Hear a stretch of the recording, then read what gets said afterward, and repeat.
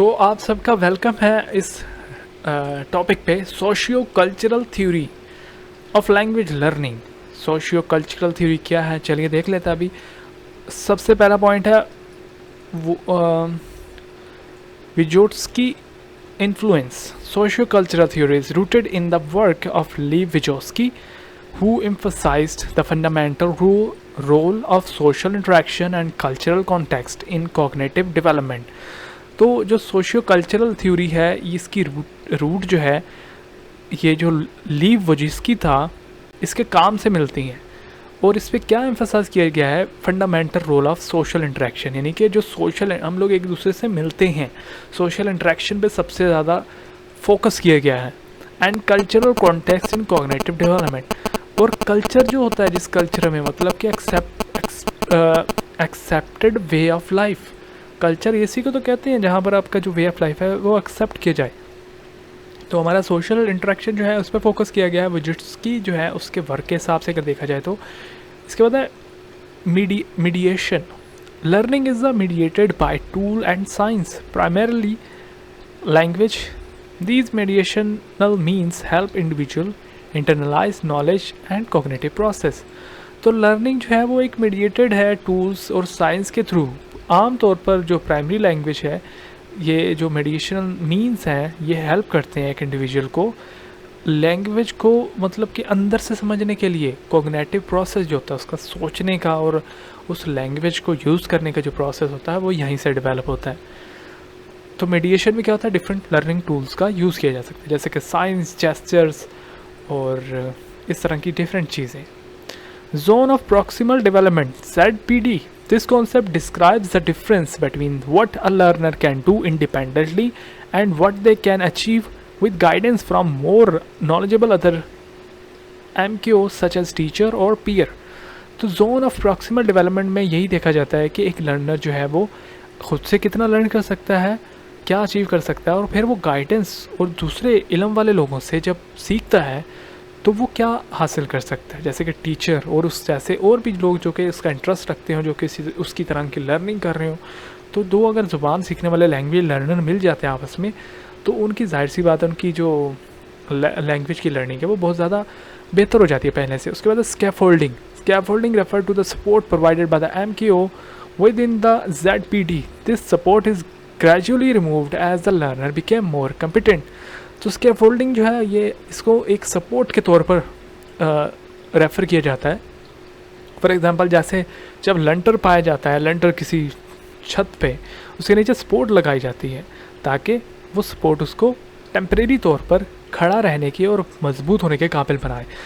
जैसे जैसे zone proximal development जो है वो आपका स्ट्रॉन्ग होता जाता है, आप उससे जज करते हो आपकी लर्निंग जो है जिस तरह से वो बेहतर हो जाती है, जो सपोर्ट है वो आहिस्ता आहिस्ता रिमूव होती जाती है साथ में, ताकि लर्नर जो है वो कॉम्पिटेंट हो सके मोर। क्योंकि अगर सपोर्ट मिलेगी तो हो सकता है कि वो ज़्यादा कॉम्पिटेंट ना रहे, तो सपोर्ट को साथ में ख़त्म भी करना पड़ता है ताकि एक पर्सन जो है वो सेल्फ कॉम्पिटेंट हो सके। उसके बाद internalisation. Through social interaction learner internalise external activity and knowledge transforming them into a internal cognitive process.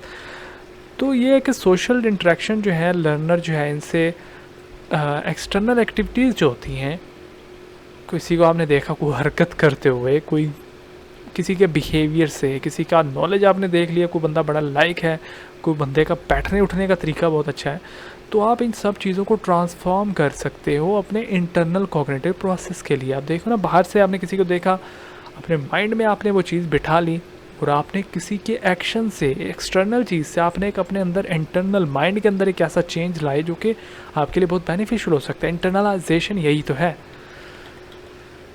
कि सोशल जब तक आप लोगों के साथ बैठते हो, जैसे कि यहाँ पर एक मैं मिसाल देता हूँ आपको इंटरनलाइजेशन की, कि आप अगर पढ़े लिखे लोगों के साथ बैठते हो तो आप उन जैसे हो जाते हो।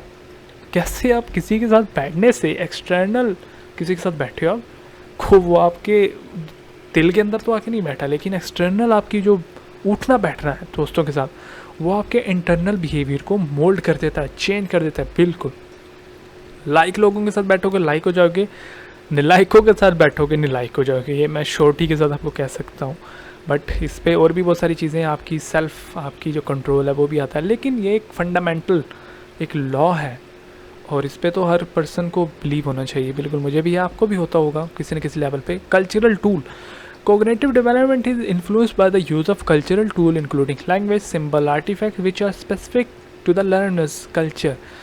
तो cognitive development जो है इससे भी इन्फ्लुएंस होती है, किससे? जब आप कल्चरल टूल्स को यूज़ करते हो। कल्चरल टूल में क्या आता है? लैंग्वेज सबसे बड़ा कल्चरल टूल है। इसके बाद सिम्बल्स, कि वहाँ के लोग किन चीज़ों को क्या समझते हैं, हाथ कैसे इशारे को क्या समझते हैं, ऐसे को क्या समझते हैं, ऐसे को क्या समझते हैं। किसी को ऐसे बुलाओ ना, कुछ कंट्रीज़ में तो वहाँ पर बैन है, लेकिन कुछ कंट्रीज़ में लोग किसी को बुला लेते हैं ऐसे करके। और वहाँ पर जो आर्टिफैक्ट्स यानी कि नमूना जात कहा जाता है, यानी कि कपड़े आप कह लें, वहाँ पर रहन सहन सारी चीज़ें आर्टिफैक्ट में आती हैं।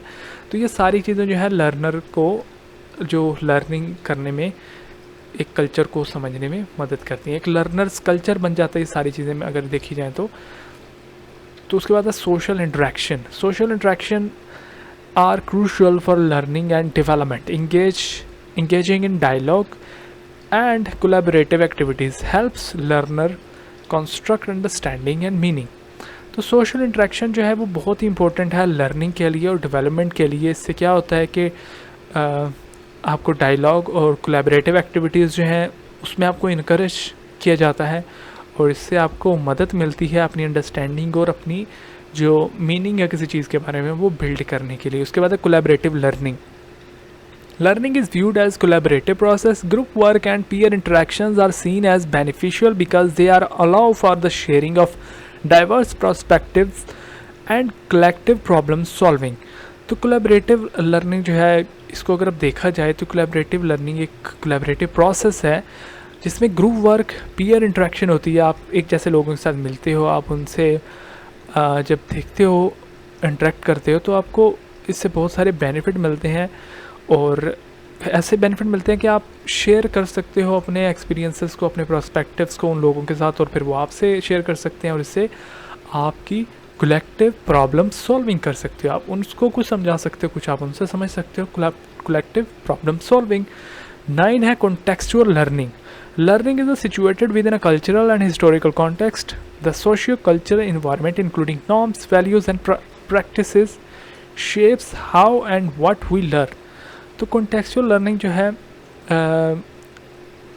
ये जो है एक कल्चर और हिस्टोरिकल कॉन्टेक्स्ट, जैसे कि फॉर एग्जांपल सोशियो कल्चरल जो है ये एक इन्वायरमेंट प्रोवाइड करता है जिसमें आप नॉर्म सीख सकते हो, वैल्यूज़, प्रैक्टिसेस, शेप्स, प्रैक्टिसेस, और उसके बाद आप अपने बिहेवियर को, आप लर्निंग पैटर्न्स को शेप कर सकते हो। कॉन्टेक्चुअल लर्निंग इसी को तो कहते हैं कि डिफरेंट कॉन्टेक्स्ट को आप लर्न कर सकते हो। आप एक अकेले रूम में बैठे हो, आप डिफरेंट कॉन्टेक्स्ट को लर्न नहीं कर सकते, लेकिन अगर आप किसी कल्चर का हिस्सा हो या किसी के साथ इंटरेक्शन करते हो तो वहाँ से आप कॉन्टेक्चुअल लर्निंग कर सकते हो। उसके बाद है dynamic development. Cognitive development is dynamic and ongoing process that is deeply intertwined with social and cultural context. It evolves through continuous interaction within the environment and others। तो cognitive development ये जो है एक डायनामिक है, यानी कि एक कुछ छोटा प्रोसेस नहीं है, ये एक डायनामिक डेवलपमेंट का प्रोसेस है, और ये एक ऑनगोइंग प्रोसेस है जो कि डीपली आपकी सोशल और कल्चरल कॉन्टेक्ट के साथ जुड़ा होता है। और इसमें आप कंटिन्यूस इंट्रैक्शन अगर करते रहोगे तो आप उस इन्वायरमेंट से कंटिन्यूस लर्निंग कर सकते हो, और ये जो डायनामिक डेवलपमेंट है आप उसको मेंटेन रख सकते हो। Socio cultural theory emphasize the critical role of social interaction, cultural context, and the use of mediational tools in cognitive development. Key concepts such as zone of proximal development, scaffolding, and internalization highlights how learning fundamentally a social process. This theory underscores the importance of collaborative and contextual learning, demonstrating that cognitive growth is deeply embedded in cultural and social practices.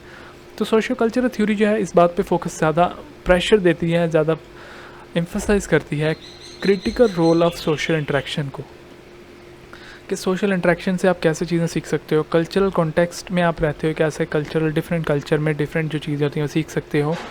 आप मेडिएशनल tools का इस्तेमाल कर सकते हो आप अपनी cognitive development के लिए, जैसे कि वहाँ पर लोग कौन से नॉर्म्स हैं वहाँ के, कौन से मतलब कि जो बॉडी लैंग्वेज वहाँ की कैसी है, वहाँ पर लोग क्या पहनते हैं, कैसे बर्तन है वहाँ पर, कैसे रहन सहन है, घर कैसे बनाते हैं, सारी चीज़ें उसमें कल्चरल कॉन्टेक्स्ट में आती हैं। मेडिएशन टूल जो है की कॉन्सेप्ट की अगर बात की जैसे कि जोन प्रॉक्सिमल डेवलपमेंट, इसमें हमने डिस्कस किया कि कैसे लोग कैसे एक इंडिविजुअल खुद से और दूसरे अपने जैसे इंटरेस्ट वाले लोगों से कैसे अंडरस्टैंडिंग कर सकता है, लर्निंग कर सकता है। स्कैफोल्डिंग यही है कि जो टेम्परेरी सपोर्ट मिलती है बाद में वो हटा ली जाती है।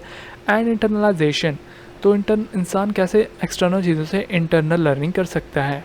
और लर्निंग जो है एक फंडामेंटली एक सोशल प्रोसेस है, ठीक है। ये कभी भी ख़त्म नहीं होता, साथ में आपकी लाइफ के चलता रहता है। ऐसा नहीं है कि आपने कुछ सीख लिया तो आप कहोगे नहीं मुझे कोई लर्निंग की ज़रूरत नहीं है। ये थ्योरी जो है importance of collaborative and contextual learning की जो इम्पोर्टेंस है उसको हाईलाइट करती है। और ये डिमॉन्स्ट्रेट करती है कि कैसे कॉग्निटिव ग्रोथ जो है वो आपके कल्चरल और सोशल प्रैक्टिसेस से जुड़ी हुई है, ऐसे करके जैसे चैन होती है, जुड़ी होती है। तो आई होप कि आपको ये वाला कॉन्सेप्ट जो कि है हमारा सोशियो कल्चरल थ्योरी, ये समझ आ चुकी होगी। Thank you so much for listening this video. यहीं पर इस वीडियो को ख़त्म करते हैं।